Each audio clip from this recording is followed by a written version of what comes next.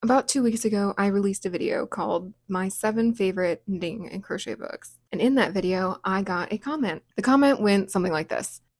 You're so sweet. The almighty algorithm popped your channel up out of nowhere, and this is the crafting adjacent content I need. Now that comment definitely made me smile from my heart, but I really love the term they used, crafting adjacent, because that perfectly encapsulates what my intention has been with this YouTube channel from the start. Now, I know a lot of my videos so far have been really focused on knitting and crochet, and that's because I wanted to start from a more grounded place, but I have every intention of expanding to more crafting adjacent content. So in the spirit of that comment, today I'm going to talk about a crafting adjacent topic, journaling.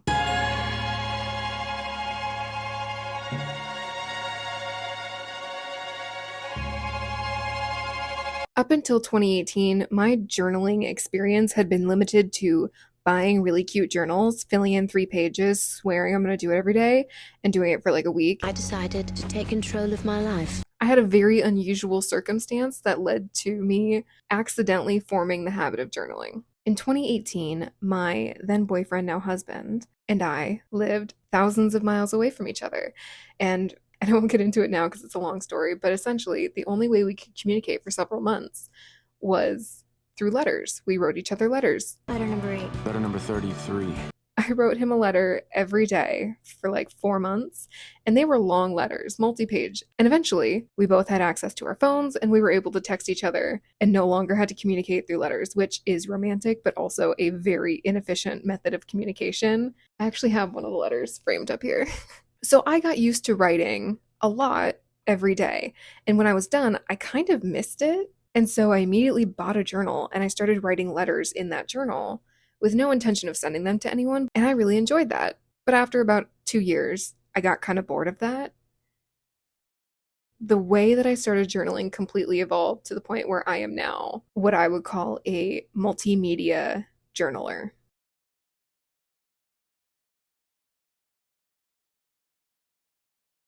Now, aside from forming the habit of just writing every day, there was one other big thing that kept me from consistently journaling over the years. I set up constraints and limitations for myself with my journals by defining what can go in them, and therefore everything else cannot go in this journal.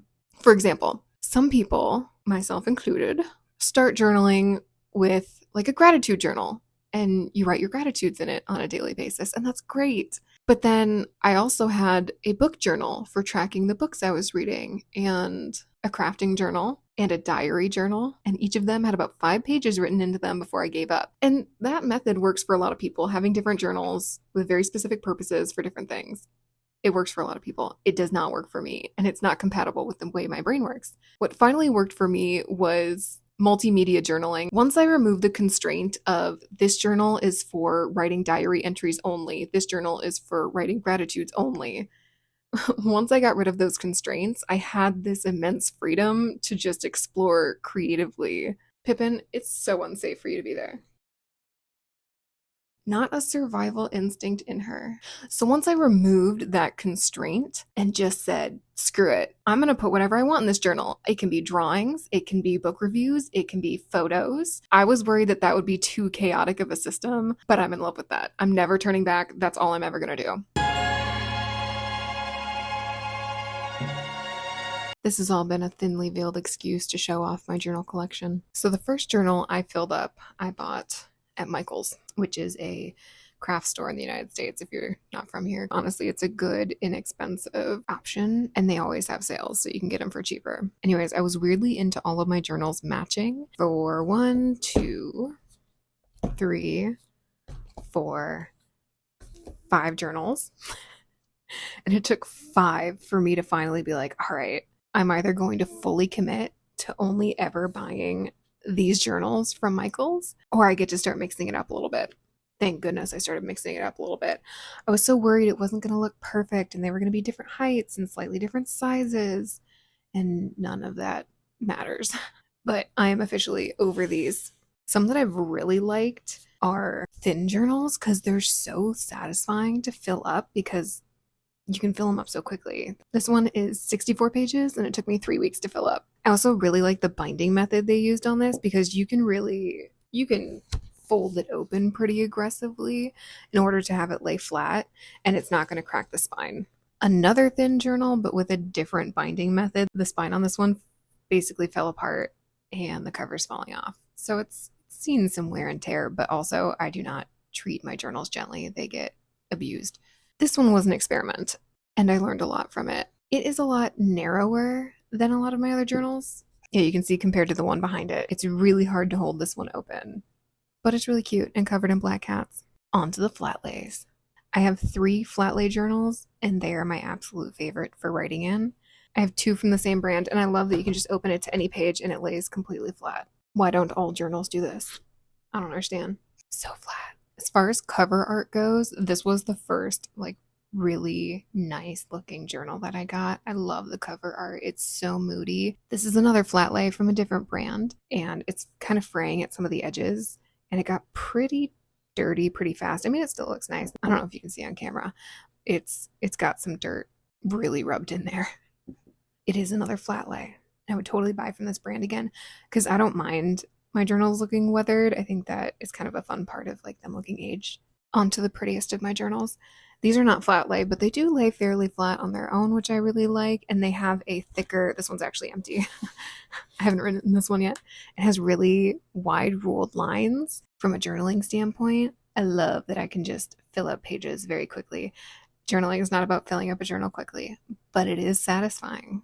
And apart from that, this journal is just gorgeous. I mean, it's got gold, shimmery detailing on the pages and on the cover. The cover art's gorgeous, and the gold just makes it even more gorgeous. Yeah, anyways, I bought 3 of those. I filled up 2 of them so far. They're so pretty. So pretty. This is a blank journal. I have 2 blank journals in this collection. I showed you the other one. This one I'm a little nervous for, and maybe also a little excited.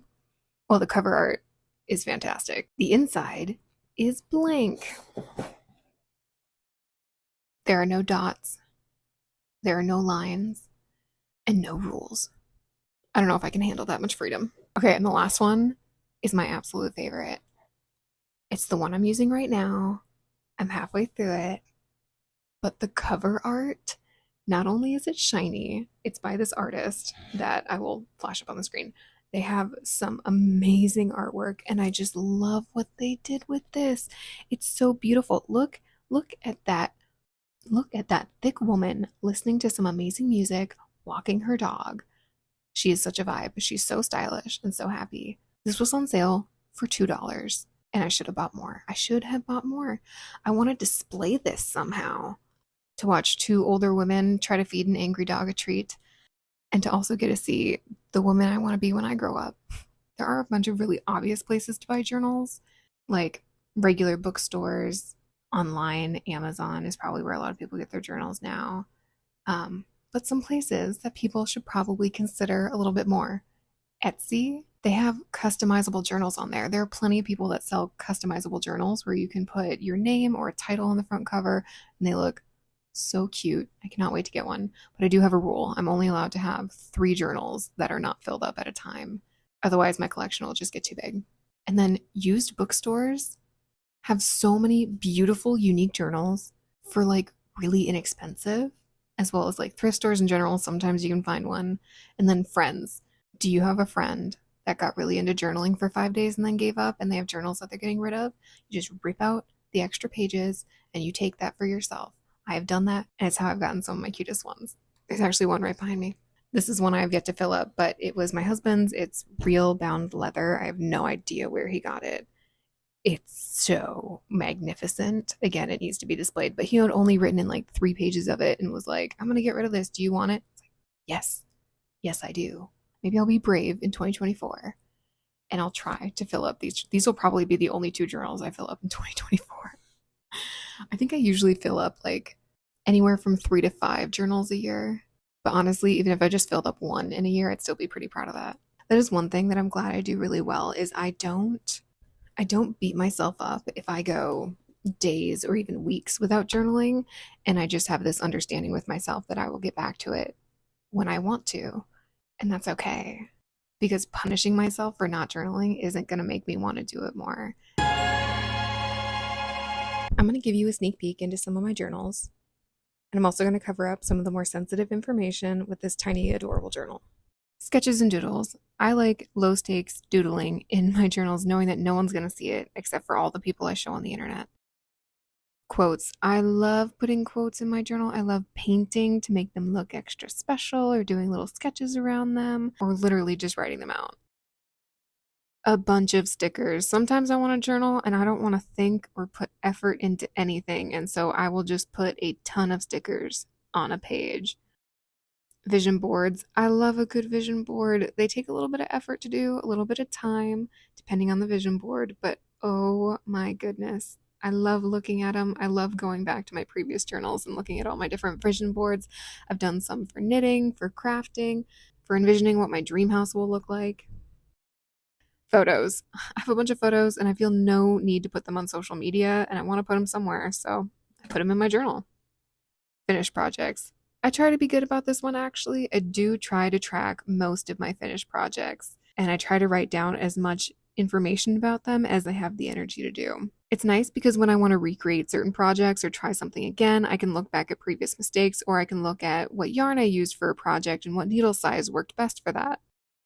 Project ideas. I put a lot of project ideas in my notebook. I sketch them out. Sometimes they're more formed, sometimes they're pretty loose and really basic, but I gotta write them down somewhere so I don't forget. TV and movie reviews and recommendations. I have so many of these. And I love that I can look back at the end of the year and think about all the new movies that I watched and some of my favorites. Good luck not judging me too much based on my taste in movies and TV shows. I am a movie lover, and it's very rare that I come across one that I dislike. Book reviews and recommendations. I recently started doing book reviews for myself, and I've really liked it because it forces me to really dig deep and figure out, what do I like about books that I find good and what do I dislike about books that I don't find good. And then I have actual journal entries. This is the majority of my journals, and I'm only going to show you a couple pages because most of them contain some pretty sensitive information. And I really try not to hold myself to a standard of being an excellent writer, because then I would never put anything in this journal. Lists. I think lists take up most of the space in my journals. I love a good list. Plus, then I get to track really important stuff like my issues with Harry Potter 4. Random stuff.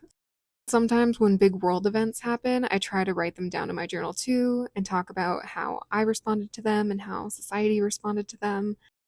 Oh, and the ever important tracking my 25 favorite episodes of Bob's Burgers. It's only right I also show my drawing of my husband and me in the form of Bob's Burgers and Rick and Morty when I plotted my life in weeks thus far. Something I've done a couple times that I should probably do more is highlighting songs that I've listened to recently that I've really enjoyed. I view it as a little time capsule so I can look back in 10 years and think about the songs that I was listening to at that time. If you're lucky enough to own a printer like me, I highly recommend buying adhesive label paper. You can print it out like regular paper, but it's sticky on the back. There's so many fun things that you can do with this, and I love printing out images, especially for doing these movie pages. There are a couple of little things that I've purchased over time just to mix it up a little bit with my journaling, and one of those is this corner cutter. I think I got it for like $7 at a craft store. But other than that, mixed media journaling can really be done with any materials you have on hand, obviously. A lot of times I just do colored pencil and pen drawings, writing stuff out.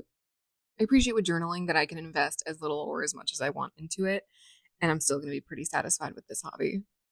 About 2 years ago, I did invest in some stuff.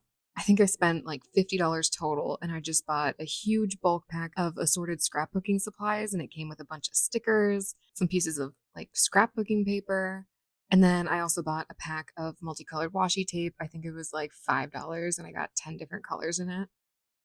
So yeah, that was 2 years ago, and I'm still trying to use up all of that supplies. I think it'll last another 2 or 3 years to come. I appreciate hobbies where you don't have to spend a lot of money to get into it, but if you are into it, there are options where you can buy fun things to kind of mix it up. So yeah, now that I'm done making the page look really cute with different stickers and stuff, it's time to write out my thoughts about the movie.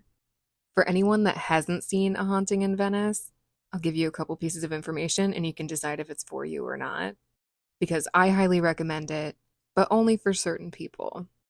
So I personally love detective movies. You'll love this if you really enjoyed Murder on the Orient Express because it's the same detective and it's just a continuation of that detective story.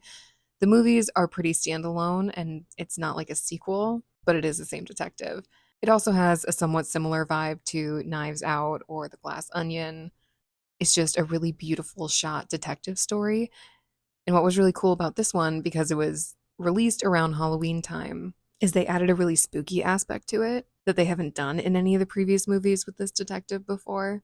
And I loved that. I am pretty easily scared, but I liked this because it was scary. There were some jump scares, there were some moments that were a bit spooky, but you could still leave the theater and go to sleep at night without being worried about what's hiding in the shadows. All right, let's see how the page turned out.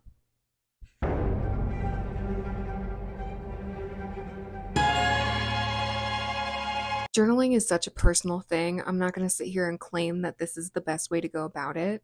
But if you're someone who's been trying to get into journaling and you just haven't found a way that sticks, this is another method that might be worth an attempt. I think one of the more rewarding aspects of actually sticking to the habit of journaling, any form of it, is getting to look back at your own past and see where your head was at, because that's such a unique experience. Now, I've only been keeping up with it for about 4 years now, but 4 years ago, I was living in a completely different state. I've since lived in 3 different states. I've gotten married, graduated college, landed a really good job that I love. I got 2 cats, and I can go back and look at all of that unfolding over time. And that's really special, and I'm really thankful for that. So that's it for this week. We'll see what I put out next week. I still don't know. I'll be just as surprised as you because honestly, there are so many projects swirling around in my head. It's really hard to just pick one.